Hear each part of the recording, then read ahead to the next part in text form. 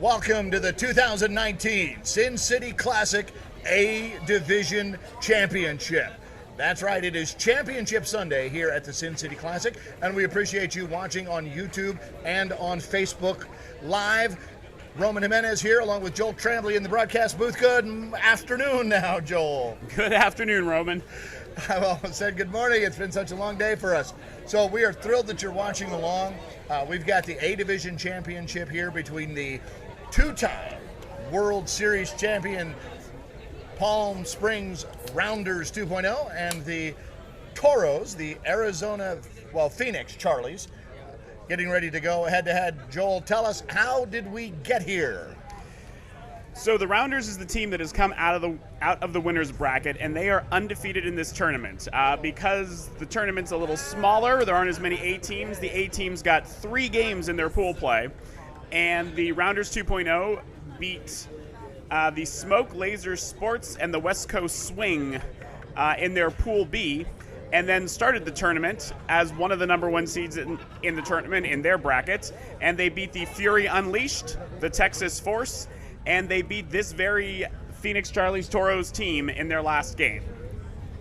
The Toros team, or the Charlies Phoenix, went 2-1 in their pool play. They played the Texas Force and beat them, and then beat the Thunder, but lost to that Fury Unleashed team. And then in the tournament, they beat Laser Sports, they beat the Thunder, they lost to these Rounders and had to beat the Texas Force in a game that started just an hour ago to get here to the championship. So they are coming right off of that win, and there's no rest for the team coming out of that second bracket. We will get started here with the lineups in just a second. The Rounders will be the home team, and the visiting team will be the team coming out of the winners bracket. So, Joel, this Charlie's team, they have to win 2 games here to claim the throne. They have to win 2 games. The Vegas tournament, we did check the rules, is having what are called if games. So when a team comes out of the losers bracket, they have to beat the winner twice, because this is technically a double elimination tournament, so you're not done until you lose 2 games. So with the Rounders not having lost any in the tournament, they would have to be beaten twice to lose. Joel, give us the lineup and defensive positions here for the Rounders. We're still working on getting the lineups from the Charlie's folks, so and which is reasonable. I mean, they just finished playing a game, so we'll get that for you in a second. But in the meantime, defensively, how are the Toros set up? The Rounders, sorry. So Rounders 2.0 is they're gonna have Matt O'Claret at first base, Evan Morris, and the way we're listed here, we're still waiting to see exactly. He may be sort of one of the center fielders or play more of a rover other position. We have Duke Kulas in center field, Mike Kerr catching, George Davidson pitching, Rob Turner at third, Jeff Herman at second, John Tadeo is the shortstop, Kyle Marsh is your right fielder, and Philip Garrett will be out in left field. Leading off for the Toros, I'm going to get this right at some point today, I promise, folks, I apologize, is number 2. Again, we're still working on getting their lineups. And if anybody's watching here at the event and is trying to look on the brackets, the Charlie's team is listed as Charlie's in Phoenix with a number of other letters, but the Toros didn't make it on there. So that's the team that came through the losers bracket if you're trying to look from the brackets online. And you got to love that, giving some sponsor love here, rather than just going with the team's nickname, which I will get right. The Toros are going to be the Phoenix Charlies. Charlie's is a great bar. Have you ever been there in Phoenix? I have. It's a lot of fun. Huge. When Phoenix has their tournament, usually one of the events of the closing party is at Charlie's, and it's always a good time. Lots of different areas, kind of different musics to suit your taste. So here we go. Here's the first pitch, and there's a shot to right center field, and that's going to go right into the glove of the right center fielder. That's not Morris. Who is that out there? That was Kulas, I believe, out there, number 9. Kulas, yeah. So that was Mosier, number 2. He'll be followed by Oldham and Desern. So this is Oldham now. Here's the pitch. That one just in front of the plate. That's called a ball. It is 2 balls now and 1 strike. Joel, explain how that works. So our batters are starting with a 1-1 count. So a ball is ball 2, a strike is strike 2. We did again check the rules, and if some of you were listening yesterday, we thought, as some tournaments do, that there was what was called a foul to give, but there is not. So if you take a strike or foul in any form twice, you are out. That is strike 3. So Oldham takes a walk, gets to first. That'll bring up Desera, or Desiru. That is it, Desiru. We don't mean to sound ignorant. We just don't often. It's hard to read the handwriting sometimes. We kind of get this right as it goes along. There's a line shot to right field. That should move the runner from first to third. No, he's going to hold up, not wanting to test those arms. That makes a lot of sense. Good decision there. Okay. So runners at first and second now with Santana, I believe, at the plate. Santana. What you may have seen there is the umpire just called that pitch illegal. Means it. There's a shot. Which means as long as the batter doesn't swing at it, it's a ball. And that's a home run. Boy, he got all of that one. Now they sure get did. to have 4 of those in the A division. That ball was a no-doubter. The outfielders didn't even bother to turn around and look. Probably saw on your screen how quickly that got out of here. So there's a quick 3-run shot. 2-run shot. No, 3. 3-run shot. 3-run shot. And That brings up Echeverria. He sends a shot into right center field. Koulis is on his horse. He makes a diving grab and comes up with it. Great catch. Full extension dive by the left center fielder, Duke Koulis. So Echeverria, a little bit of bad luck there, hit a nice slicing ball on the opposite field, but Koulis was able to make a great catch over there. That brings up Valdina, I believe. Valdina. He hits a shot down the left field side, and that is a foul ball. And you mentioned the home runs. Just as Roman said, there are 4 home runs allowed in this A division throughout the game. Any ball that goes over the fence after that number of home runs will be an out. 1 already here for a 3-run shot. A good way to start the game. That pitch was called illegal, but if you swing at it, it's a live ball. Hit a deep fly ball to right field. That ball is in the glove, and that is out number 3. But Charlie's leads off with a 3-run bomb to right field, and just like that, they are up 3-0 over the home team, the Palm Springs Rounders 2.0. Leading off for the Rounders, it'll be O'Claret, Morris, Koulis, followed by Kerr, Davidson, Turner, Herman, Tadeo, Marsh, and then rounding things off at the end of the lineup is Philip Garrett. Throughout the tournaments, the games have mostly been 50 minutes timed, so the game would end when an inning ended after that 50-minute timer went off. These championship games are going to be 60 minutes, so they will go with new innings unless there's a run rule or another reason to end the game through 60 minutes. After 60 minutes, there will not be another inning.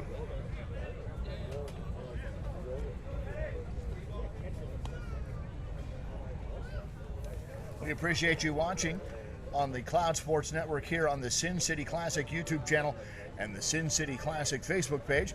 In case you're wondering what happened to my voice, a little bit of a combination between the desert air and a long day yesterday, followed by a long day again today.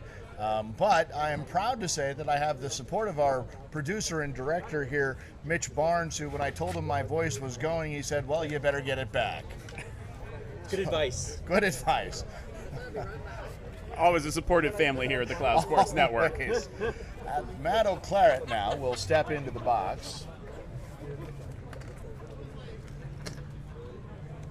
And we'll try to get you the positions on the Toros as we go. The catcher here is number 5, Turner.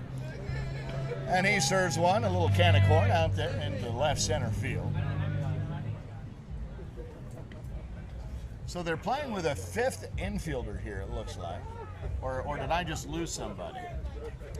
No, I think you're correct. There is somebody to the left of the shortstop Right, out there. So they've got kind of a shallow rover.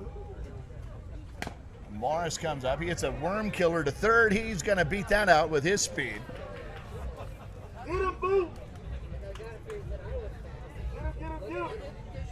So he's aboard with a single, and that'll bring up Duke Koulis playing center field there, who made that outstanding and full-out extension catch that we just saw a little bit ago.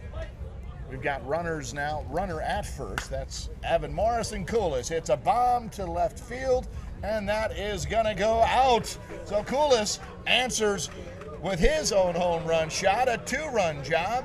That now brings the Rounders to within 1. That'll bring up Mike Kerr.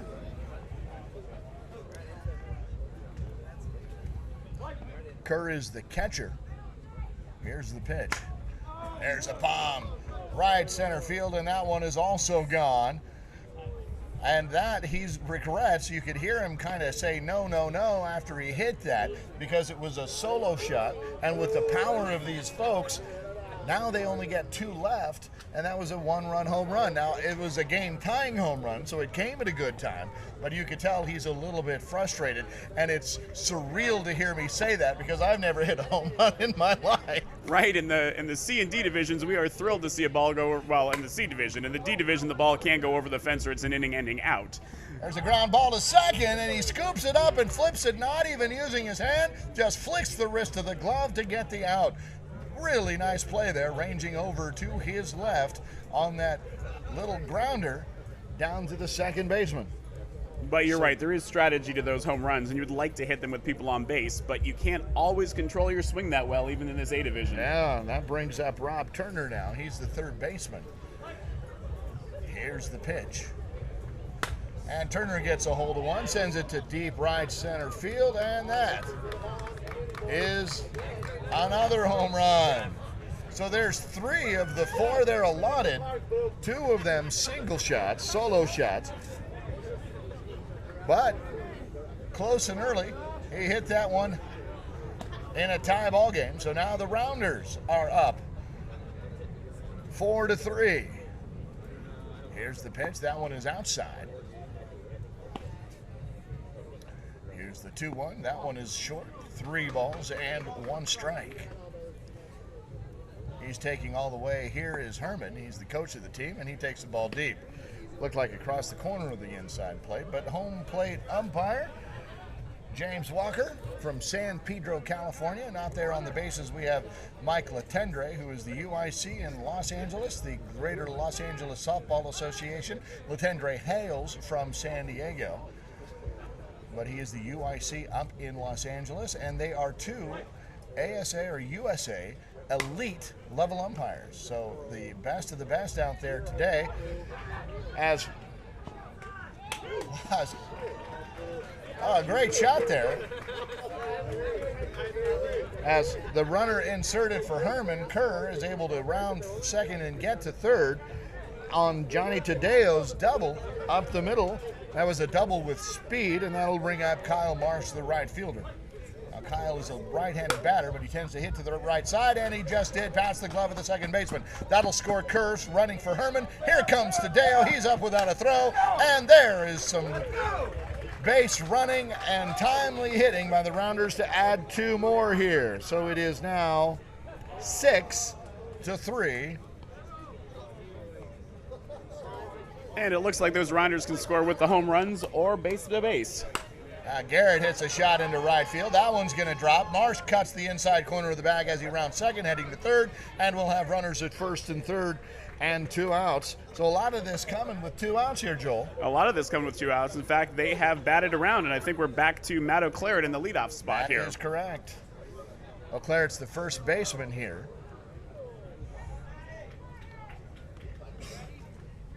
Steps into the box, gets the okay, and here's the pitch.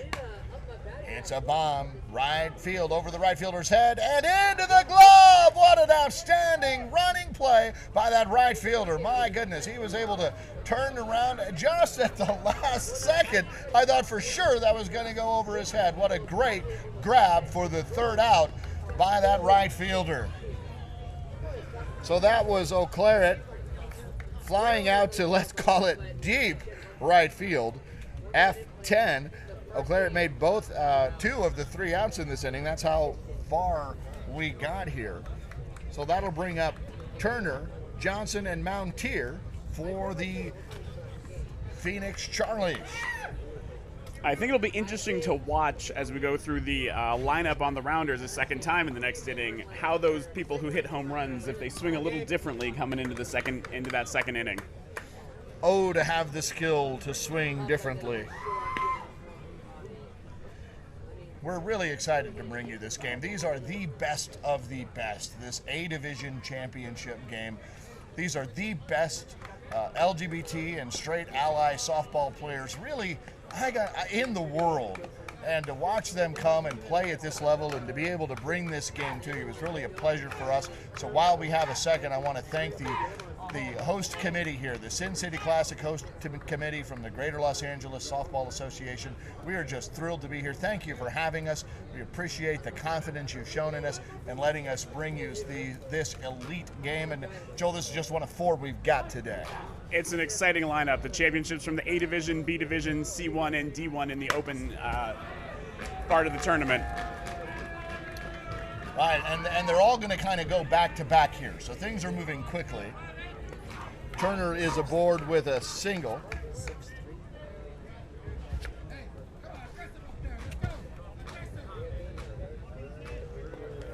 And that brings up Johnson. Here's the pitch. Inside. Here's the 2-1. That one hit the plate, but just barely. Here's the 3-1 pitch. That one also hit the plate. So Turner advances to second on the walk. Johnson gets to first, and that will bring up Mountier. He takes a ball, which one is wont to do after a 3-pitch walk, and he takes the ball as it was. Now he swings at that one and gets underneath it. Infield fly is called, the batter is out, and the runners can advance at their own risk. They opt against it, so Mountier is out on an infield fly. To bring up Schmitz now. His first at bat of the game. And then we switch the lineup and head back to the top with Mosier. And the Rounders 2.0 still playing with 5 infielders, so that was sort of the rover up behind second who caught that last ball. Ground ball to shortstop, gets it at second. The out recorded, but not quite in time on the turn. Sharply hit ball to that shortstop, Tadeo. But the speed of Schmitz hustling down the line. Johnson is forced out at second. Turner makes it to third. Now we've got runners at the corners and 2 outs for the leadoff batter, Mosier, who flew out to center field in his first at bat. That ball is called illegal. I mean, it didn't have the height requirement. In this case, it was too low. Here's the 2-1 pitch, and Turner hits a rifle shot past the dive of the second baseman. In comes Turner. Schmitz will get to third. He's grounding third, coming home. Mosier is going to ground third and come home. Here's the throw. The dive is not in time as the ball gets away from Kerr. And Mosier has hit a 2-run inside the park home run to make it 5-6 for the Phoenix Charlies.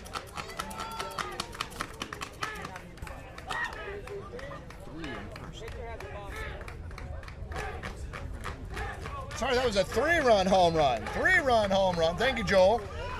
3-run home run. Right, yeah, because he scored as well. Mountier was able to score. Schmidt scored. Mountier was forced out. Mosier scored. That brings up Oldham. Now we've got a tie ball game just like that. And just to be clear, that inside the park home run does not count as a home run in the counting we've been doing to add to 4 as the limit. Those are only balls that go over the fence. Hard shot up the middle. That's going to be through. Oldham takes the aggressive turnaround one, but comes on back. He's aboard with a single, and we still have 2 outs here.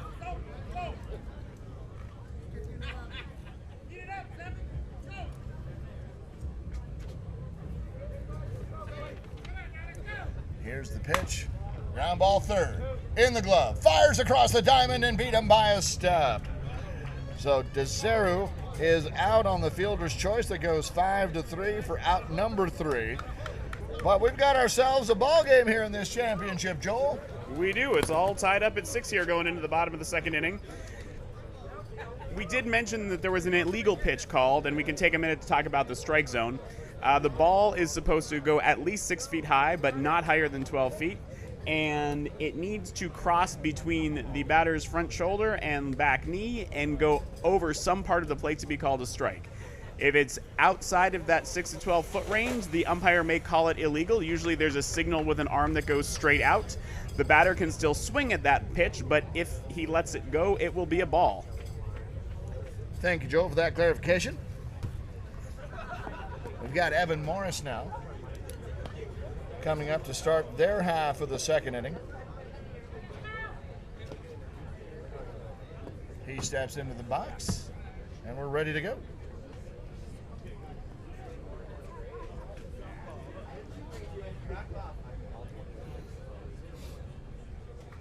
Here's the pitch. Morris hits a hard single down the left field line that gets away from the left fielder. He's on his horse rounding second. He's going to cut the inside corner and take a look at third.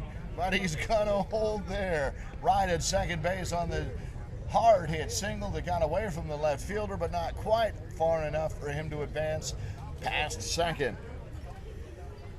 And not having any backup on those things that roll is one of the problems with both of these teams playing with 5 infielders. Right, which is, I mean, it's hard to back that up anyway because, I mean, it was just right there in that corner. So Koulis comes up. He had the home run earlier, or scored on the home run. No, he had the home run. He had the home run. Had the 2-run home run, that's correct, yep. He gets underneath that one and hits it to deep left center field, but the center fielder's over. He makes the catch. Koulis is out as he went over the fence to get it. He went all the way to the warning track, felt for it, stuck his hand up over the glove, and brought that one back over the yellow line. What a play by the center fielder. And Morris did tag and move to third on that play. You would hope. That'll bring up Kerr with 1 out and a runner at third. What a crazy good play by that outfielder. Saved 2 runs. That'll be on SportsCenter later tonight, or at least it should be. There's a fly ball to center field. Morris tags up. Here comes the throw. It's going to be close, but Morris is able to slide under. So that is a hard-earned 1 run there. It's interesting to see us go from long home runs and fast innings to manufacturing a run the old-fashioned way after a double.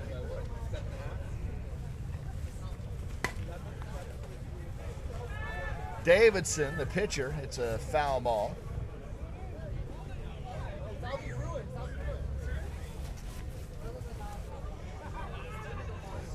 Getting chilly here, Joel. It is. It was about 59 degrees, it said, at game time, though it was a little bit hard to believe sitting here. Yeah. Davidson hits a shot in the 5.5 hole, but the shortstop's over to cut it off. Here comes the throw, and it just not in time. Wow. Davidson showing the wheels for the old-timer there as he's able to beat out that throw from short. But that shows you the skill level of these A players. In most divisions where we're watching softball, a ball that far in the hole wouldn't even be thrown to first. Right.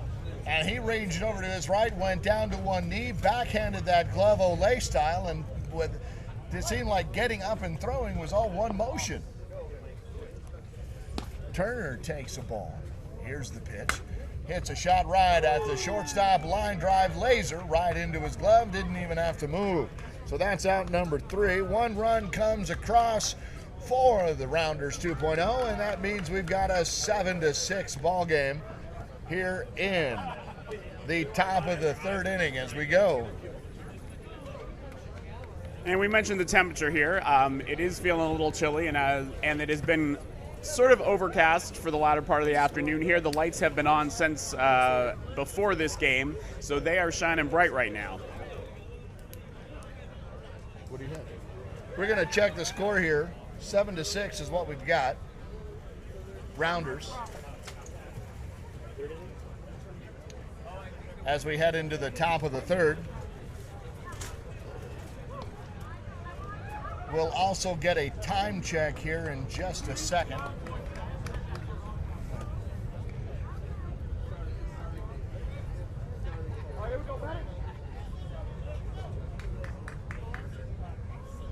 "36 minutes left to go here." As that's Santana. He hits a shot, left field, cueing foul, and it is going to go foul. So he'll live to fight another day. Santana had that solo shot earlier. No, yeah, he was the one who hit the home run.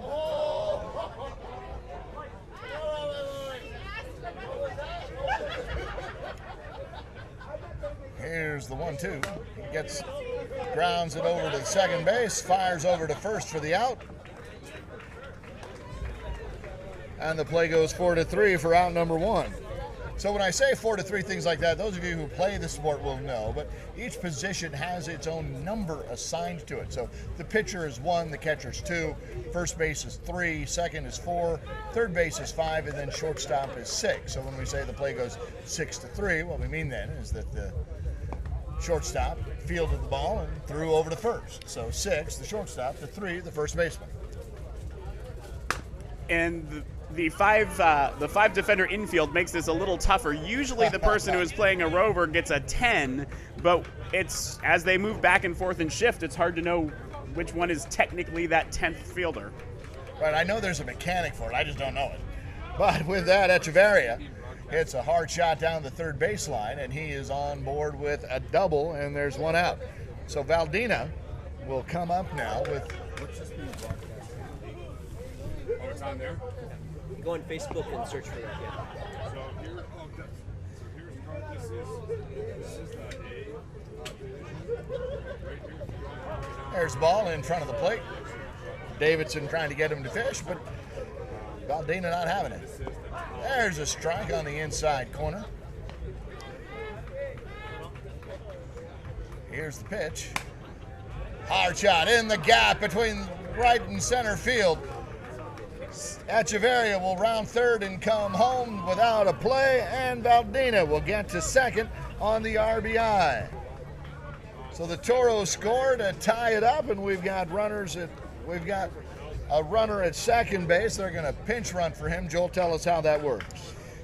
So this tournament has what's called a courtesy runner rule, where you can actually replace one runner an inning with a runner of your choice, anybody who's on the lineup card. So that can be somebody who's in the game now, or actually a substitute can come in and run. But you can only do it once an inning. So even if you bat around and that same runner is on base and you'd like to move him, you can't. You have to come up with another way to get somebody else out there. Turner's up at the plate now. He got on and scored in his last at-bat, and he hits a shot to right field. That's going to go into the glove. Valdina will tag up from third and head home as they get this ball into the infield. So Valdina will stop at third. He is just 70 feet away now for Turner. After Turner hits that sac fly to right field, that'll bring up Johnson. Johnson was forced out at second base on a fielder's choice, but he got on in his last at-bat and takes a ball there. Davidson kind of is feeding a steady supply of short pitches, trying to get these guys to fish. Comes back with one over the inside corner there, and the count is 2-2 strikes. Here's the 2-2 pitch from Davidson, and that one looked like it might have caught the corner, but the home plate umpire called it just a little bit deep. So here's the full count pitch now. And we have a shallow fly ball to second base. And it gets away from the fielder, who fires a ball over to first, anticipating somebody's going to be there, but nobody was. as Herman ranged back for it, but couldn't get it. He got a glove on it, but when he came back down to the ground, the ball came out, and so he just kind of tossed over to first in hopes of being able to get the force out, but nobody was home. So Valdina will score coming in, and Johnson gets all the way to second base for Mountier to try to get him in. So the Phoenix Charlies now have taken the lead.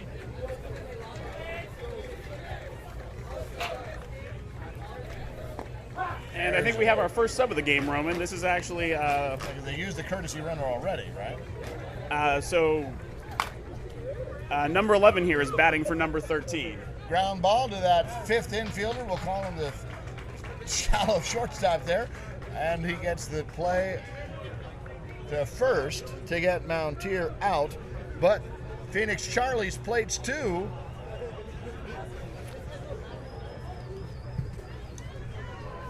As we head into the bottom of three. A lot of action here so far, Joel. A lot of action here so far, and if I'm recording this right, that allowed the Toros to take the lead 8-7. 8-7. So Rounders 2.0 chasing a run here as we go into the bottom of three. So Phoenix Charlies has 8. Palm Springs Rounders 2.0 has 7, and up come to the plate to lead things off here as we head into the bottom of the third. Jeff Herman, the coach of the Palm Springs Rounders, a manager at this point, I suppose. It's getting a little busy here around the booth. The stands are starting to fill up. These championship games tend to be very well attended by fans of the teams, and even other people from their cities or teams that have gone out of the tournament often hang around to watch these games. So, Joel, I have a question. If you're watching in on Facebook or YouTube, chime into the comments and let us know who you're rooting for. Who's your team? Who do you got? Who you got? Let us know. Herman takes the ball. 3 of them now. 3 balls and 1 strike. He's going to take all the way here. And that one caught the inside corner, and we have a full count. 3 balls, 2 strikes. Herman gets a shot right back up the middle to the pitcher, who fields it cleanly, spins him around, but he's able to get the out at first as Herman is out 1-3. That'll bring up Johnny Tadeo, the shortstop. He was one of those who scored on that manufactured run in the second inning, or the first inning. Takes the ball deep. Tadeo gets a hold of one deep left center field, and it's going to get out of here. Another solo shot here for the Palm Springs Rounders. And Joel, how many is that now? I believe that is their 4 home runs over the fence. So the next ball hit over the fence will be an out. I don't think that's usually Marsh's style, but when we get back to the middle of the order here, we could see some of those unless they change the swings up a little bit.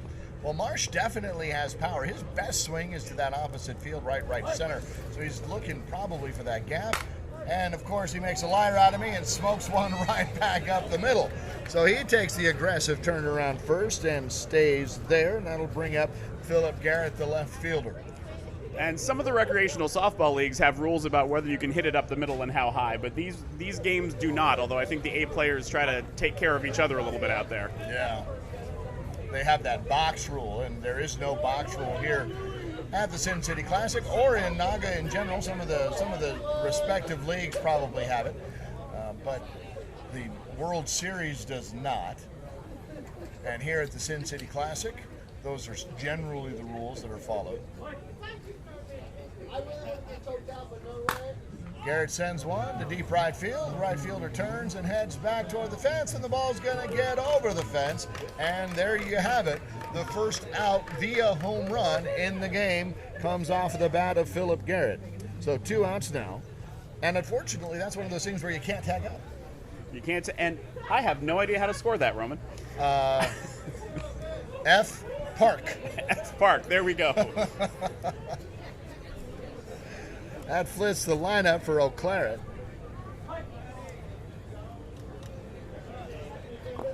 Flew out to the center fielder his first at bat, and then flew out to the right fielder his second at bat. So O'Claret from the left side has now got himself 3 balls.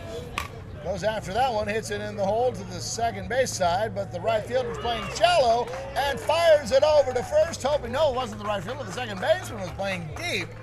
and he's able to get that bouncing ball, and Eau Claret is aboard. They're going to run for him with Garrett.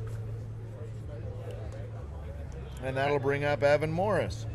And we don't get to watch a lot of A games in our league in San Diego. We don't have an A division, and our A and B teams are often at other fields. So this is amazing softball to be watching. Evan Morris hits a dying quail out to right field that does get trapped by the outfielder. Marsh is around third to score from home, and Garrett, using his wheels, gets from first to third. So now the game is all tied up 8-8 with runners at the corners and 2 outs for Duke Coolis.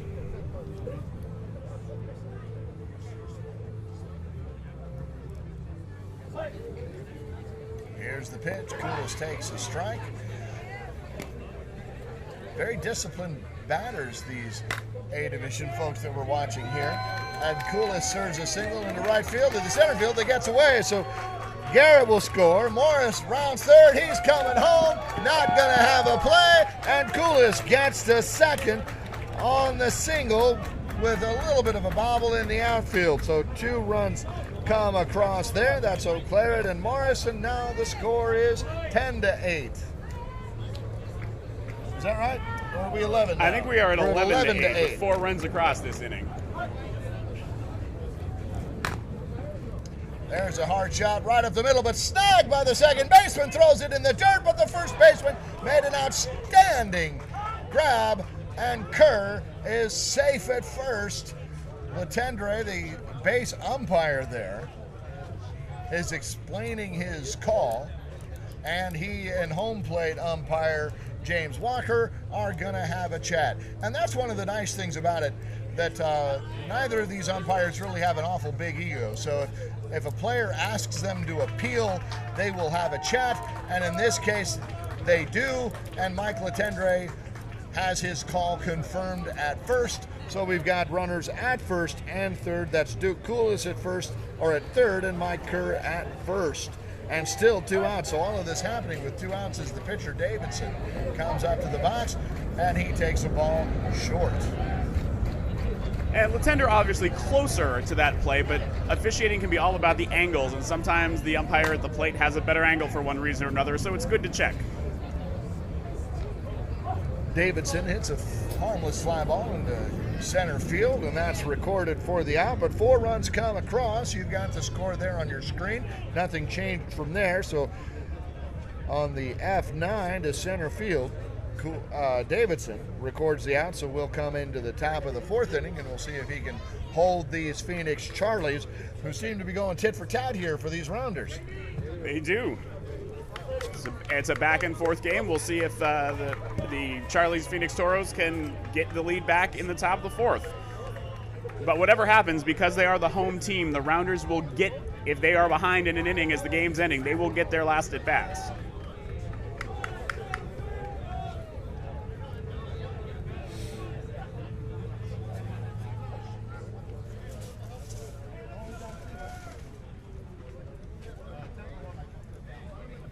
So we've got a substitution here.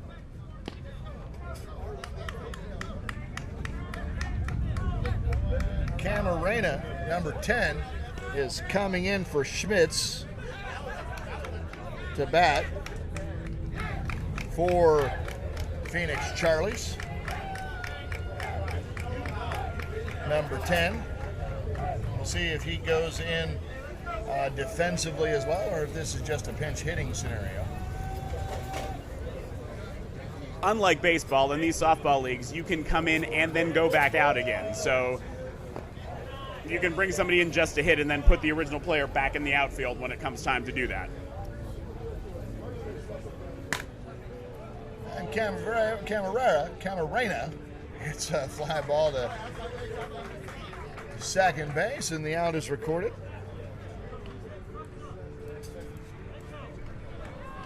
As we flip back over to the top of the lineup, Mosier, who hit that exciting infield home run, in the park home run in his last at bat. So 1 out here to Mosier. Here comes the pitch. He goes after that one on the outside, bounces it right back at the pitcher who fielded it cleanly on a nice grab, a little stab up there. And the play goes 1-3. So good fielding by that pitcher, Joel. That pitcher's already moving into position based on where he's thrown the pitch after he releases the ball, which that is a veteran skill set right there. And it is harder than it seems because a lot of pitchers rely on their follow through to stay in rhythm. So to actually release that ball and then move over to a better defensive position is an A-B kind of level skill. You'll see some pitchers trying to do it in C&D, but they're doing it right here in this A division. There's a hard shot, deep center field that gets past into the alley. Oldham round second, he's going to stay there. So Oldham hits that deep into the gap between between center field and right field. Call it the right center gap. It actually has a name, Roman. You can use it. It's okay.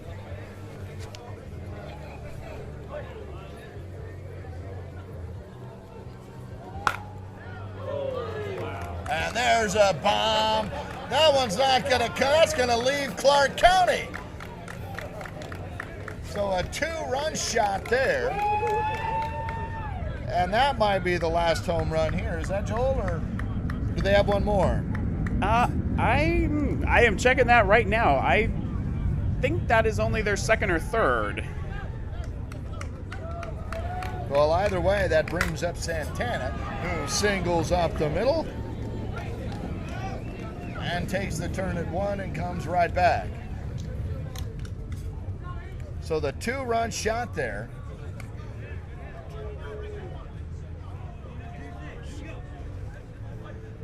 gives Phoenix Charlies 11 runs. There's a high fly ball down the left field line, and it goes foul. So we've got ourselves a tie ball game here, Joel. I believe 11-11, yes? I have got it 11-10, actually. 11-10. Who has 10? Toros. I think So Toros are Phoenix still Charlies chasing is one. at 10. Sorry, my bad. But I could have missed one. That's what I had to. Well, that's what they tell me was on the scoreboard. All I have to do is look at that. Don't rely on your book, Roman. Runner at first here. That one had quite a lot of curve on it. It did. I think it might have hit the batter, but that's not a walk in this game. No, not at that speed. He takes a ball on the outside. Does Echeverria. And Echeverria hits a shot in the left center field gap. That's going to go all the way to the wall. And look at the wheels of Santana. Rounding third, coming home. Here comes the throw to the plate. It's a little offline. And Santana scores all the way from first on the gapper to left center field by Echeverria. And now we do have that tie game at 11. Now it is a tie ball game. 11 all.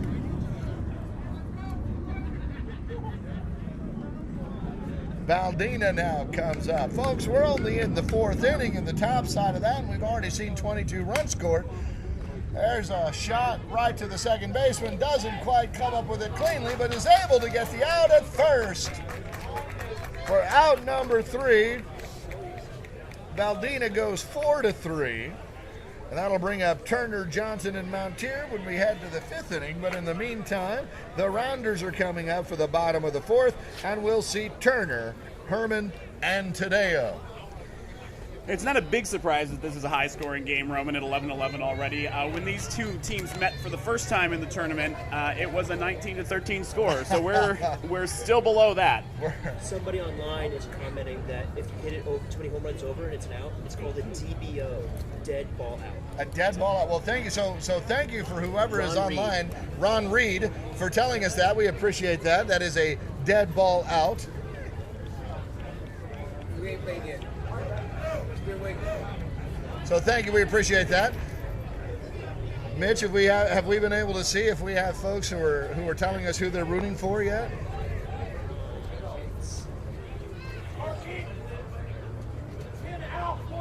A lot of people root for the Toros. Lots of Charlie's fans out there. We appreciate you. And I think I just heard the umpires say they are switching number 1 back in, so that bringing in 10 from the Toros was just for the bat. Whoa. Oh, and a hard shot right back up the middle, and an outstanding grab by the pitcher What a great catch. That was a hard hit ball. That'll renew your faith in the Lord Jesus right there.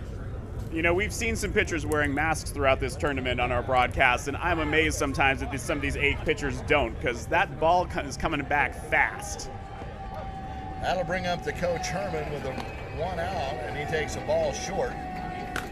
He goes opposite field and sends the ball foul. Undoubtedly, someone will say, good idea, because that's what people say when somebody hits a foul ball to right field. And now straighten it out. Yeah, now straighten it out is what they'll say next. I always wondered, why do they say good idea when someone does that? Wouldn't it have been a better idea to hit it fair? Here's the 2-2, and Herman goes the other way, pulling that ball. Even though that was an outside pitch, he got that bat head around, and he hits a shot in the 5.5.5 hole and manages to get to first. They're going to pinch run for him with the big catcher, Mike Kerr.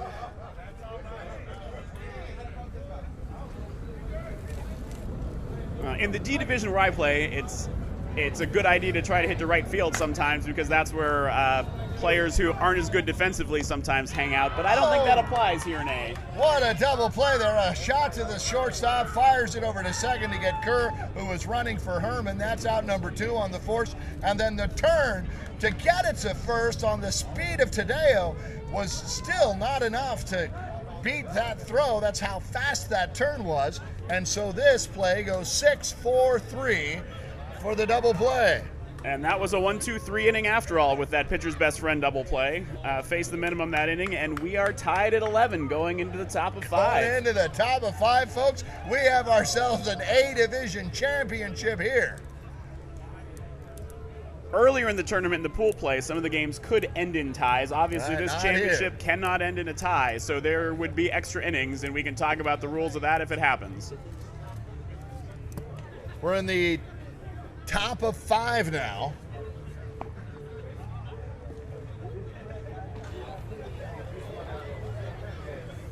So now here we are. We're in the top of 5. So Facebook, who you got? It's a tie ball game. So who are you rooting for here?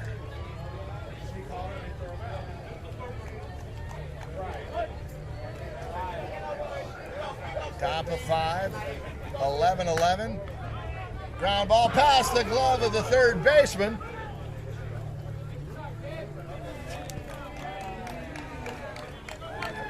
And Turner gets the second.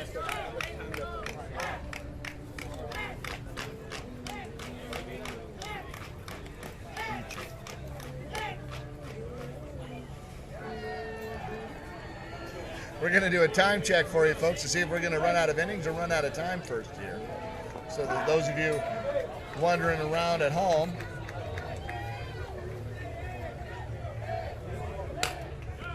there's a ground ball into the glove of the third baseman, who's up with it and fires across the diamond with a strike into the glove of the first baseman for the out as the play goes 5-3. And because of how that ball was hit, Turner couldn't move off of second base.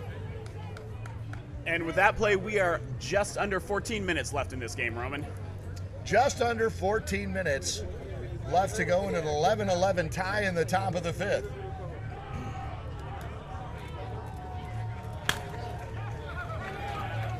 Montier hits a bomb into the gap in left center as Turner rounds third and comes home. Montier will get to second on a stand-up double into the gap, and the Phoenix Charlies have taken a 12-11 lead. That'll bring up Schmitz, who is inserted back in the game earlier in the inning. 1 out here, runner at second, and Schmitz takes 1 outside. Check that deep. I thought that crossed the plate. Here's the 2-1. Schmitz hit one down the third baseline, and that one goes foul. If you can see to the back of the image from home plate, there's a very pretty sunset coming up right about now. It is beautiful.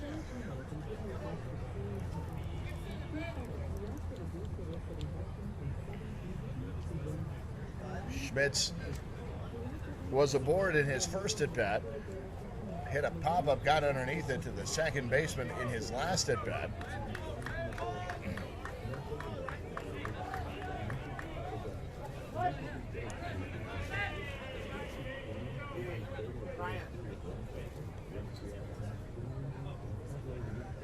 pitch. That one's going to be inside.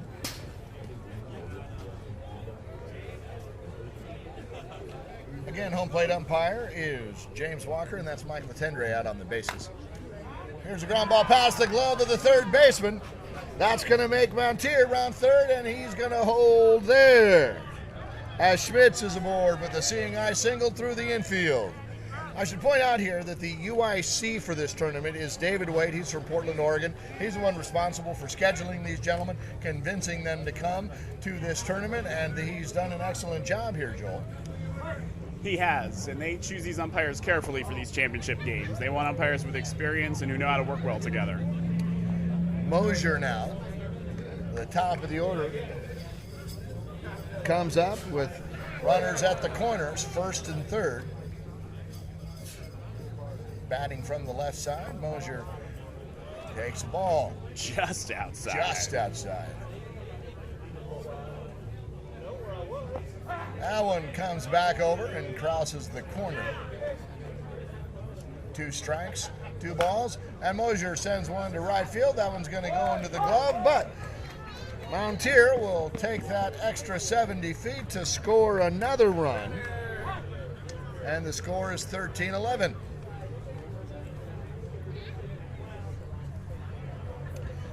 Schmidt stayed at first.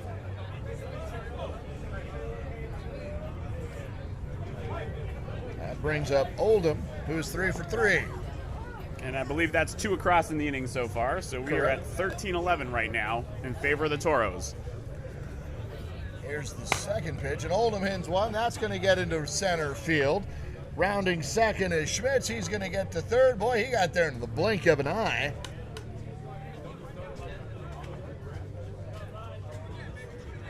As Oldham is aboard with still runners at the corners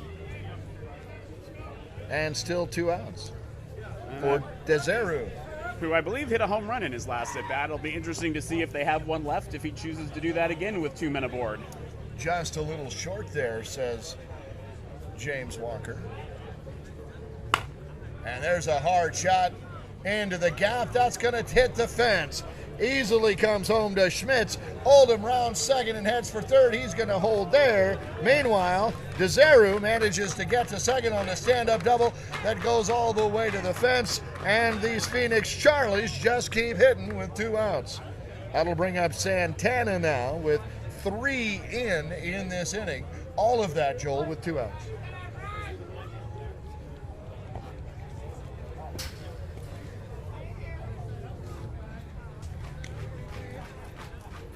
Second and third, runners on, and there's a strike.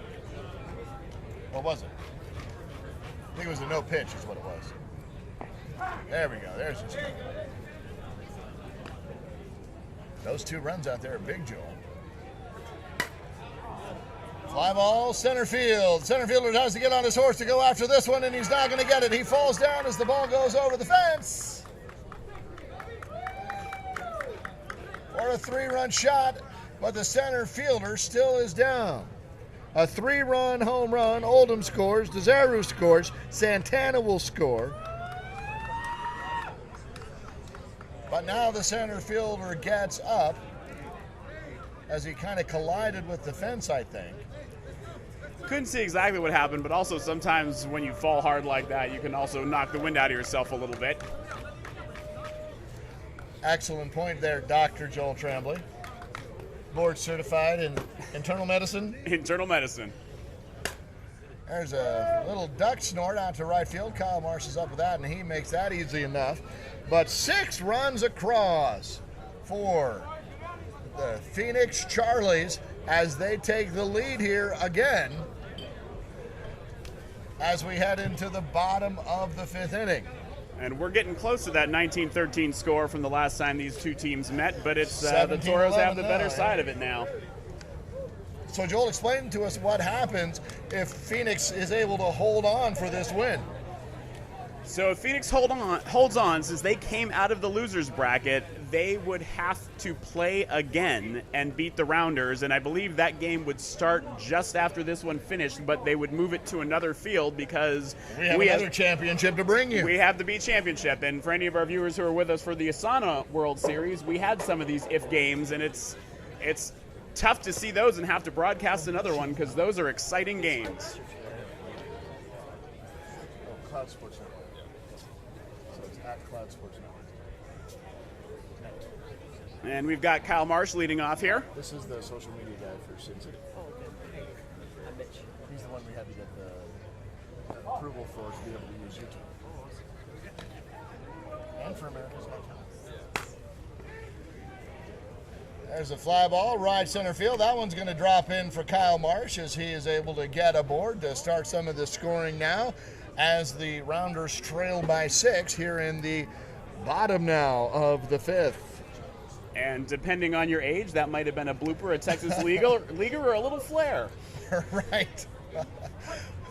For me, I call that a full swing. It's a hit, and I'll take it. It is. That means Garrett is up now. He sends one foul out of the right side. Is it going to stay foul? It does, but it also finds a glove of the first baseman. So Garrett is upset with himself as he flies out to foul territory, and the first baseman catches that. So F3 for out number 1. That'll bring up Matt O'Claren.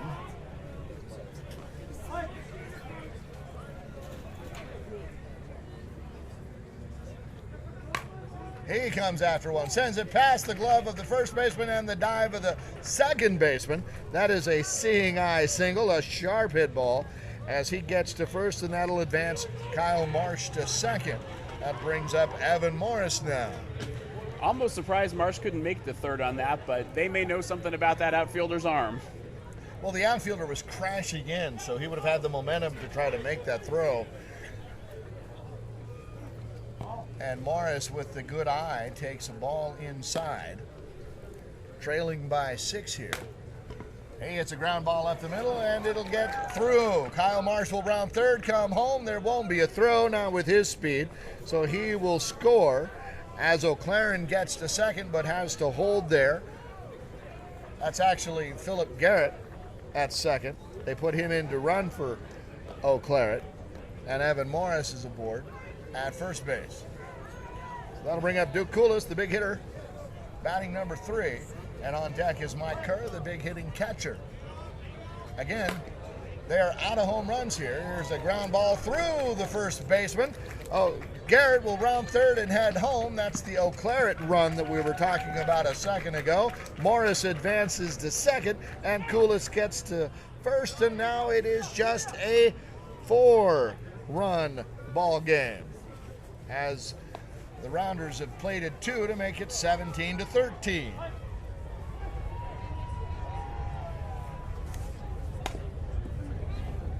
(17-13) is the score, and there is a hard. Oh, I don't know that Kerr is going to agree with that one. It was a bang close play for out number 3, as the play goes. Was that 6-3? 6-3, yes, I believe he took it himself. So out number 3 is recorded. 2 runs come across to narrow that lead a little bit. So it is still 17-13 as we head into the top of the 6th inning. We'll give you a time check. Again, these games are timed, so we'll tell you how much time is left now. 3 minutes. So this is likely to be the last inning because the Palm Springs Rounders are the home team and Phoenix Charlies are the visiting team.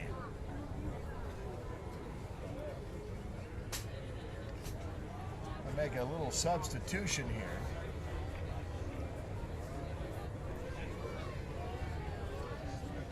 So it seems like forever ago it was tied 11-11 in the 5th. And you'll see some interesting headgear out there on some of the players. They don't all have to wear baseball hats. I think the umpires are being a little liberal just in general, and then also because it's cold out there.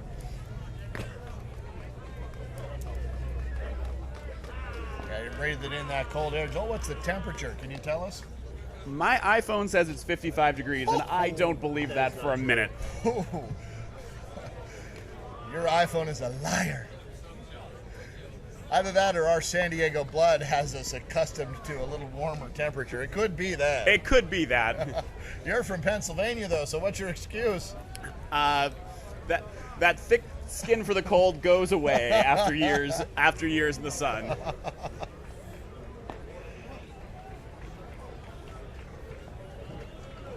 So our first batter in this inning will be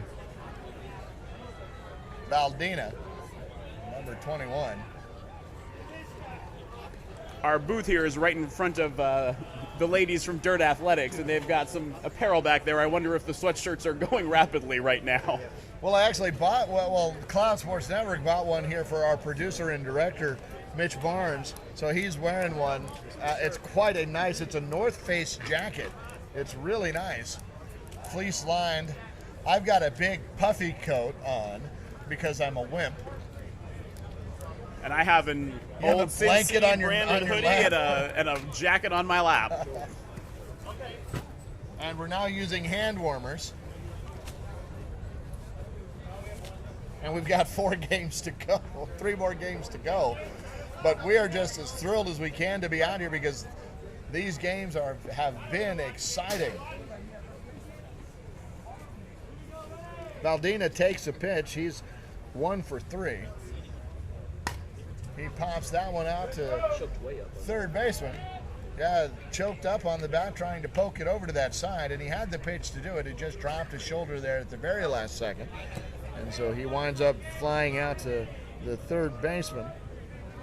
Brings up Turner. So we'll run out of time here in just a second. You might hear the alarm going off saying time has expired. We'll finish the inning because, of course, the Rounders are the home team, and they'll get a shot to come back here. 1 out. That pitch called illegal, but he goes after it anyway. Kyle Marsh gets on his horse and makes the one-handed grab, running away from the field as he turned his numbers to the infield. Great play there by Kyle Marsh, tracking that ball beautifully for out number 2. And Joel, that was a big out. That was a big out. If they could get through this with no more runs, they're only going to be chasing 4. And 4 is definitely doable in half an inning. We've seen it many times. We've seen it in this game. Now I should point out here, we do have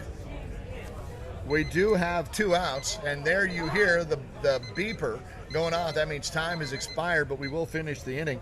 Now I should point out here that 4 of the runs scored in the last inning were scored with 2 outs. In this case, it might be a little harder because there's nobody on, but we'll see.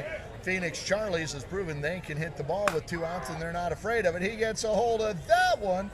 Center field over the fence. No, at the base of the fence. Sorry about that. My depth perception with these lights on. That ball goes through the gap, bounces off the fence, and we get the ball in to hold him to a long single. And that was a substitution. So that was actually, I believe, number 15, Lopez, who came in to hit for Johnson. That brings up Mountier.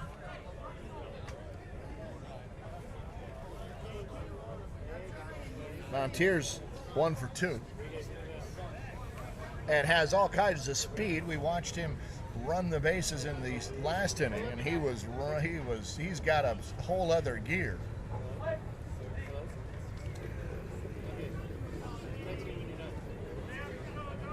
Here's the pitch. He takes it on the outside corner. Strike 2, so 1 ball and 2 strikes from the veteran pitcher. There's a hard ground ball right up the middle past the glove of the shortstop. And there goes Lopez, rounding second, headed for third. He's going to hold there. Actually, I think that is DeZuro running for him. Yeah, Lopez. I was going to say, Yes. that doesn't look like Lopez at all. I missed that one. So Mountier is at first now. We've got runners at first and third. And you can see DeZuro wearing that jacket. And again, when things get chilly, they bend the rules about numbers and uniforms a little bit as long as it's clear who everybody is. So they're going to bring back in Camarena for Schmitz here. This is a final substitution for Schmitz. So Camarena is now in the game with runners at first and third with 2 outs here. Arena comes up and pops it up to the center fielder. That's Coolis. He's got it for the out. So they made a little noise with 2 outs with putting runners at first and third, but they weren't able to capitalize, and so the score remains 17-13 as we head into what is now the final inning, the bottom of the 6th. This will be the Rounders' last opportunity. They will need 4 to tie, 5 to win. And to do that, we'll see Kyle Marsh. No, check that. It'll be the catcher, or the coach rather,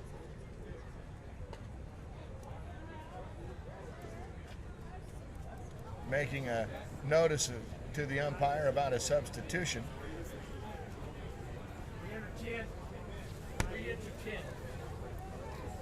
Davidson, the pitcher, will come up for what may be his final at-bat of this particular championship game. If the score holds, Phoenix Charlies will advance to the if game, which will be taking place on an adjacent field. So we're not going to be able to bring that game to you live if it happens. If it does, we will be able to bring you updates periodically, so you'll still be able to keep up as we bring you the B Division Championship game, which is just around the corner. And for that B Championship game, we already know that the Austin, Texas Fusion will be coming out of the winner's bracket, and we're going to have to go and check and see who their opponent's going to be, as the loser's bracket was still finishing up as this game started.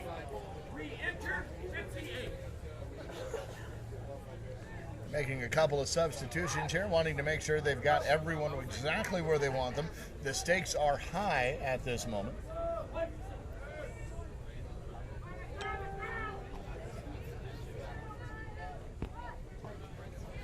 Ball hits the plate, so it's a ball. 2 balls and 1 strike to the pitcher.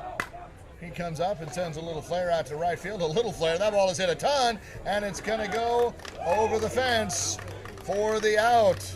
Well, that just didn't look like it was going to carry that way at all. It did not look like it was going to carry that far, and then I saw the fielder going back was my first tip off. It might go a little bit longer than we thought, but I did not think that one was going to clear the fence off the bat. But it did. Dead ball out. Dead ball out. As we now know, there's a shot to the gap in right center field. That ball is not going to clear the field, but it did clear the glove of the right fielder. And Turner is aboard with a double. That goes all the way to the wall. That'll bring up the coach, Jeff Herman, who's going to try to help rally his boys here. Trailing by 4. The first of those is at second base. Ted Zalewski is running for the Rounders. Ted Zalewski. We've got 1 vote for the Rounders out there, Ted. There's a shot up the middle. That'll score Davidson, or the runner for Davidson anyway. No, that's not Davidson. That's Turner. He rounds third and comes home. So there's 1 of the 4 that they needed as Herman is aboard with a single. That'll bring up Johnny Tadeo. And I was just Herman's checking the going rules. to run himself. That'll put in Kerr there. Sorry, go ahead. I was just checking the rules, and I believe the tiebreaker will apply to championships as well. So if they do get those 4 runs, the tiebreaker starts with a runner on second, and actually they are going to go to a one-pitch format. There's a ground ball shortstop. Could be 2. Fires it over to second for 1. Back on the relay to first, not in time. As Tadeo says, not this time. You're not going to double me up twice in a row. But 2 outs are recorded now as Herman is forced out of the runner for Herman. That was Mike Kerr. So Tadeo's aboard on a fielder's choice, and that'll bring up Kyle Marsh, who, it's worth noting, is 2 for 2 today. 1 up the middle, and then that shot in between the infielders between first and second. He comes up and hits a ground ball to shortstop. Over to third, over to short for the 3rd out, and we're going to have ourselves an if game as Phoenix Charlies forces an if game, winning 17-14 against the Palm Springs Rounders 2.0. So will they be able to double dip the 2-time world champions, or will the Rounders pull it out in the if game? We won't be able to show that game to you, but we will bring you live updates as we prepare for our second game of the broadcast, the B Division Final. The winner of that will take home a trophy, and we'll keep you updated. Joel, again, what do we know about that game so far? So far, we know it is going to be I believe it's ATX, Austin, Texas, usually Fusion B, and at the get time at the start of this game, it was possibly the prime time Elite would play them, or another team. It was the Avengers were still in it, and well, we'll find out here in a second. Lost Our Balls, I believe, Yeah, was the other possibility, but we're going to there we go go. check it out and figure that out and bring it to you. So we're going to end this broadcast right now. We will start up almost immediately, and about 2 or 3 minutes later, and that will be our B Division Championship. We will let you know who that will be just as soon as we do. For Joel Tremblay and Mitch Barnes, I'm Roman Jimenez signing off for now. We'll be back in just a minute.